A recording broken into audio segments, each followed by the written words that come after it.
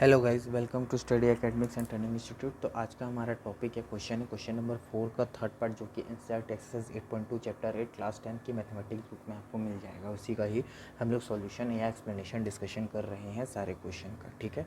जो कि हमारा क्वेश्चन नंबर 4 है वो ट्रू फॉल्स स्टेटमेंट पे है, तो उससे रिलेटेड जो भी थ्योरी हो सकती है मैं उसको समझा रहा हूँ, जिससे हमको आंसर पता चल जाए कि वो किस रीज़न से ट्रू या फॉल्स है, ठीक है।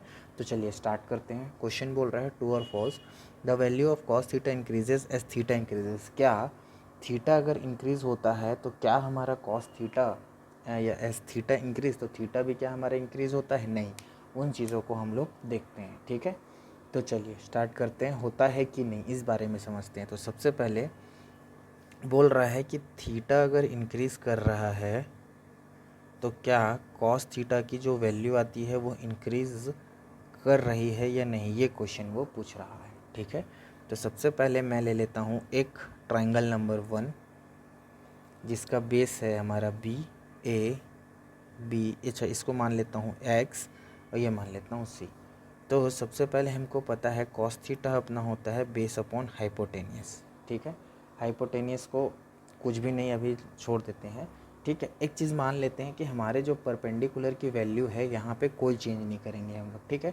तो जब जैसे कि सेकंड वैल्यू यानी कि ये हमारा थीटा था कोई एंगल, ठीक है। उसके बाद मैंने एक और ट्राइंगल लिया, ठीक है। जैसे कि मैंने कोई भी और एक और ट्राइंगल ले रहा हूँ, ठीक है, जिसमें मैं थीटा की वैल्यू बढ़ा रहा हूँ, ठीक है। वो सेम है, थीटा की वैल्यू मान लीजिए ये कोई भी एक एंगल था, ठीक है। तो मैं मान लीजिए ये जैसे 30 डिग्री था, तो मैं अगर इसको 60 से मान लीजिए इंक्रीज़ कर देता हूँ तो हल्का उससे ऊपर जाएगा, ठीक है। लो, और हमारी जो परपेंडिकुलर की वैल्यू हम सेम रखा है, तो हमने मान लीजिए हमारा परपेंडिकुलर यहाँ आ गया। लेकिन अब जो है हमारा नया बेस, ठीक है, ये पूरा यहाँ से लेके यहाँ तक कि हमारा बेस का वैल्यू हमने x माना था, लेकिन अब ये घट के मान लीजिए a हो गया, यानी ये वैल्यू a हो गई, तो ये हमारी घट गई है ना ये वैल्यू, ठीक है। क्यों? क्योंकि हमने परपेंडिकुलर को नहीं बढ़ाना है। तो जो भी हाइपोटेनियस जहाँ भी ये दोनों जाके मीट करेंगे वहीं तो एक ट्राइंगल बनाएंगे। तो परपेंडिकुलर की वैल्यू यहाँ भी p है, यहाँ भी p है। तो अगर हमने एंगल को इंक्रीज़ कर दिया, मान लीजिए ये हमने थीटा 1 ले लिया, कोई भी वैल्यू है अभी, ठीक है। तो पहले हमारी वैल्यू टोटल x हुआ करती थी, लेकिन अब हमारी वैल्यू हो गई a, यानी कि अब इस वैल्यू को निकालना है हमें। तो इस a को निकालना है, यानी पहले x था अब a है, ठीक है। तो वही हमारी जो वैल्यू है नई वैल्यू होगी बेस की, यानी टोटल पहले बेस x हुआ करता था अब a है, यानी कि मान लेते हैं पहले 1 था, ठीक है, या पहले 2 था, अब a हो गया हमारा 1, ठीक है। बेस की ही बात हो रही है। तो ये हमारा न्यू बेस है जो कि डिक्रीज़ हो गया है, और यहाँ पे हमारा ओल्ड बेस है। तो ओल्ड बेस की वैल्यू 2 है, ठीक है, हमारे ओल्ड बेस की वैल्यू 2 है, लेकिन न्यू बेस हमको निकालना है। तो न्यू बेस की हमारी वैल्यू हो जाएगी कैसे? जैसे कि होल हमारा कितना था x, तो x हो जाएगा -a, यानी 2 - 1, तो हमारे नए बेस की वैल्यू आ रही है 1। तो ये a जो है 1 था, इसलिए हमारा नया बेस जो है वो 1 ही रहेगा, ठीक है, क्योंकि उसमें से 1 माइनस हो गया है, वो कट गया, यानी कि बेस हमारा छोटा होते जा रहा है। तो बेस अगर छोटा होते जा रहा है तो बेस यहाँ छोटा हो रहा है, तो थीटा कॉस थीटा की भी वैल्यू क्या होगी हमारी? छोटी होती जाएगी। इसलिए ये स्टेटमेंट गलत है, ठीक है।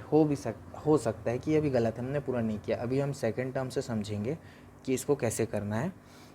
जैसे मैं सारी वैल्यूज़ लिखता हूँ, ठीक है। कॉस 0 होता है हमारा 1, देखिए शुरू की वैल्यू ही 1 है।